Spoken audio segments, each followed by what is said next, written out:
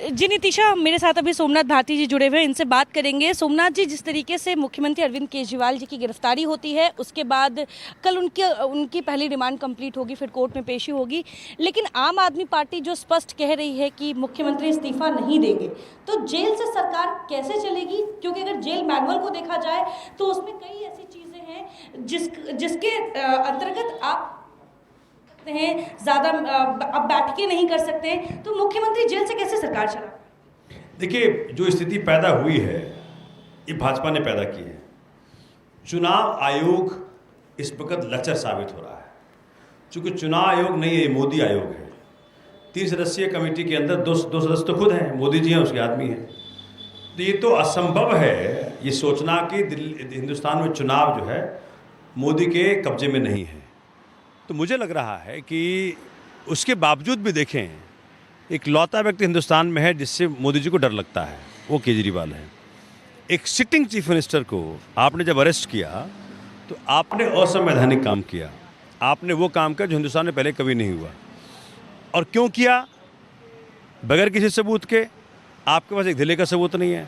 सबूत है आपके खिलाफ 60 करोड़ रुपया आपने लिया रेड्डी से। आपने उसके साथ बार्गेनिंग की, क्योंकि उसके पहले के स्टेटमेंट्स जो हैं उन स्टेटमेंट्स में केजरीवाल जी का नाम नहीं है। आपने उससे बार्गेनिंग की कि भैया हम तुमको मुक्ति दे देंगे, तो 2 काम कर, एक तो केजरीवाल का नाम ले और एक 55 करोड़ 60 करोड़ रुपया हमको दे इलेक्ट्रोल बॉन्ड के तहत। तो जब सब कुछ जग जाहिर हो गया तो ईडी को कहाँ पहुँचना चाहिए, ये कोई रॉकेट साइंस तो नहीं है, लेकिन ईडी नहीं पहुँचेगी वहाँ। मुझे पता चला है कुछ वकील जा रहे हैं सुप्रीम कोर्ट ये पता करने के लिए कि भाई ईडी वहाँ क्यों नहीं पहुँच रही। ईडी जो नवीन जिंदल हैं जिन्होंने अभी ज्वाइन किया है उसके खिलाफ चार्जशीट फाइल कर दिया है। यही भाजपा कहते थे कि भाई वो तो कोयला घोटाला उसका किंग पिन है। तो ये जो चल रहा है, I think supreme court should now come forward and should settle this thing कि जहाँ जो व्यक्ति ज्वाइन कर रहा है बीजेपी, उसके खिलाफ ईडी केस बंद। जो व्यक्ति जो कंपनियाँ दे रही हैं डोनेशन घूस के रूप में बीजेपी को, उसके खिलाफ केस बंद। ये हो क्या रहा है? और जो नहीं दे रहा है उसके खिलाफ आप उसको जेल में डाल दो। सोमनाथ जी, आप खुद एक सीनियर लॉयर हैं, आप आम आदमी पार्टी में हैं। मेरा ये सवाल है कि अगर मुख्यमंत्री इस्तीफा नहीं देते हैं तो क्या ये पॉसिबल है? क्या हमारे संविधान में ऐसी प्रावधान है कि मुख्यमंत्री जेल से सरकार चला पाए? क्योंकि आज के समय में ये एक बड़ा सवाल बन के सबके मन में। देखिए, आपने गैर कानूनी उनको अरेस्ट किया है, आपके पास बेसिस नहीं है, ये अरेस्ट ही इलीगल है। तो इलीगल अरेस्ट में किस प्रकार से आप ये बातें कर सकते हैं? नंबर 1। नंबर 2, आज एली साहब ने कुछ कहा है, मणिपुर में बेटियों को निर्वस्त्र घुमाया गया, वहाँ इनको नज़र नहीं आया कि वो ब्रेकडाउन है लॉ का। वहाँ कुछ नहीं किया इन लोगों ने। इसलिए ये घबराए हुए लोग, ये डरे हुए लोग इलेक्शन को विशिएट करना चाहते हैं। इनका डर दिख रहा है, कोई 400-1200 नहीं आ रहा। ये सब घबराए हुए लोग हैं, इनको पता है कि केजरीवाल अगर बाहर रहा तो ये हमें कहीं का नहीं छोड़ेगा। लेकिन बीजेपी कहती है कि आम आदमी पार्टी वो पार्टी है जो पहले मुख्यमंत्री कहते हुए नजर आते थे कि अगर कोई दाग लगा है तो पहले इस्तीफा दे, दाग मिटाए, फिर अपने पद पर आए। और आज वही पार्टी है जो इस्तीफा देने का नाम नहीं ले रही। इस्तीफे की मांग बार बार बीजेपी करती है। ये तुम्हारे लगाए दाग नहीं, जनता को दाग दिख रहा है। आज आप वहाँ दिल्ली में घूमें, पूछें लोगों से, लोग बताएंगे कि केजरीवाल जी निर्दोष हैं। जनता के दिल में क्या कहता है? ये तो भाजपा वाले हैं, ये तो डायरेक्ट कभी आ ही नहीं सकते। दिल्ली में इनकी सरकार कभी नहीं बन सकती। इस बार सांसद भी दिल्ली में आम आदमी पार्टी इंडिया लाइन से जाएंगे, क्योंकि जनता चाहती है कि वो लोग पहुँचें जो दिल्ली के लिए लड़े संसद के अंदर। मैं नई दिल्ली से खड़ा हुआ हूँ, तो जनता चाहती है कि सोमनाथ जी वहाँ पहुँचें और सोमनाथ जनता की लड़ाई लड़े संसद में। ये बहुत जरूरी है। आखिरी सवाल, लीगल ग्राउंड पे क्या लगता है मुख्यमंत्री अरविंद केजरीवाल को राहत मिल पाएगी कोर्ट से? क्योंकि जिस तरीके से आप लोग कह रहे हैं कि गैर कानूनी तरीके से गिरफ्तारी हुई है, तो कोर्ट के समक्ष अगर दोनों पक्ष रखे जाएंगे तो कोर्ट तो इस चीज को समझने में सक्षम होगी कि ये गैर कानूनी तरीके से गिरफ्तारी है। बिल्कुल मिलना चाहिए, लेकिन पीएमएलए कानून ऐसा है, उसमें एक्स्ट्रा पावर है इनके पास। ये जस्ट लाइक टाडा है कि आप अपने आप को निर्दोष साबित करो। तो ये हमने करप्शन नहीं किया, मैं कैसे साबित करूँ? तुमने करप्शन किए, तुमने पैसे लिए, ये तो साबित हो रहा है। इसलिए मुझे लग रहा है कि माननीय न्यायालय भी समझेंगे इस बात को और जरूर रिलीफ देंगे। धन्यवाद। तो ये थे हमारे साथ सोमनाथ भारती जी, जो कि नई दिल्ली से कहा यह जा रहा है कि सीबीआई की एंट्री भी हो सकती है। जी बिल्कुल नितिशा, सीबीआई की इंटरव्यू हो सकती है और आपको बता दें इससे पहले लगभग ठीक 1 साल पहले सीबीआई ने मुख्यमंत्री अरविंद केजरीवाल से 9.5 घंटे की पूछताछ भी की थी, जिसके बाद उन्होंने उनको जाने दिया था। लेकिन एक बार फिर से सीबीआई का जो एंगल है वो इस केस में नजर आ रहा है और कहीं ना कहीं पार्टी की मुश्किलें तो बढ़ रही हैं, लेकिन वहीं दूसरी तरफ जिस तरीके से पार्टी का स्टैंड है कि ये गैर कानूनी गिरफ्तारी है और इसको लेकर न्यायिक लड़ाई लड़ने के लिए पूरे तरीके से तैयार हैं, इस्तीफा नहीं देंगे, जेल से सरकार चलेगी, ये तमाम बातें आज तक अभी इस वक्त तक आम आदमी पार्टी अपने स्टैंड को लेकर क्लियर है। बिल्कुल आयुषी, अभी सोमनाथ भारती आपके साथ थे, वो तो खुद एक वकील है, वो खुद इस बात को जानते हैं कि जब कोई व्यक्ति ईडी की हिरासत में है तो ये कितना गंभीर मसला है और किस तरह क्या प्रोटोकॉल एक सीएम को फॉलो करने होते हैं, एक सरकार को फॉलो करने होते हैं। ईडी का ये कहना है कि वो इस बारे में पता लगाएंगे कि क्योंकि अरविंद केजरीवाल से सिर्फ उनके वकील इस वक्त मुलाकात कर रहे हैं, तो आखिर किस तरह से ये आदेश बाहर आ रहे हैं। कहीं ऐसा तो नहीं कि उनके पूरे ऑफिस को ही हाईजैक कर लिया गया है कि वाकई अरविंद केजरीवाल संदेश बाहर भेज रहे हैं, क्योंकि जेल से संदेश भेजना, आप देखिए आयुषी, उन्होंने 2 संदेश भेजे। एक उन्होंने पहले जो संदेश भेजा, जो उनका आदेश था, वो जल मंत्रालय के लिए था।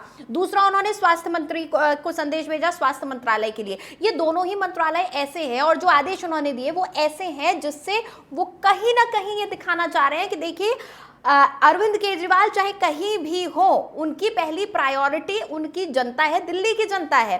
तो आखिर ये संदेश देने में वो कामयाब हो रहे हैं कि नहीं, और ये संदेश बाहर आ कैसे रहे? क्या उनके वकील ला रहे हैं? पहला संदेश उनका जो है लेटर हेड पर आया था, दूसरा संदेश लेटर हेड पर भी नहीं आया, तो कैसे आ रहे हैं ये संदेश बाहर?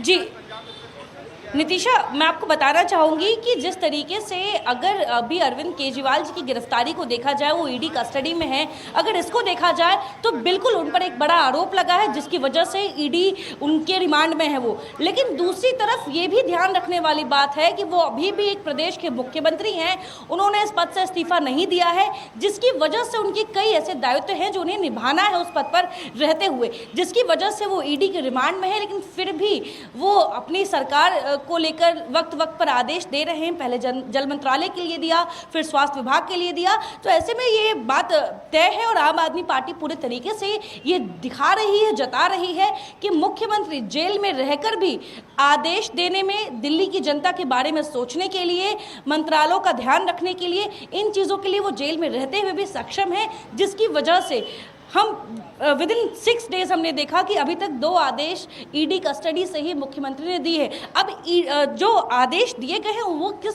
संसाधन से दिए गए हैं, उनका सोर्स क्या था, किस तरीके से उन्होंने दिया। तो पहला जो आदेश था वो लेटर हेड से दिया गया, जिसके बाद बीजेपी ने लगातार आपत्ति जतानी शुरू कर दी कि लेटर हेड का दुरुपयोग किया जा रहा है, मुख्यमंत्री अपने पद का दुरुपयोग कर रहे हैं।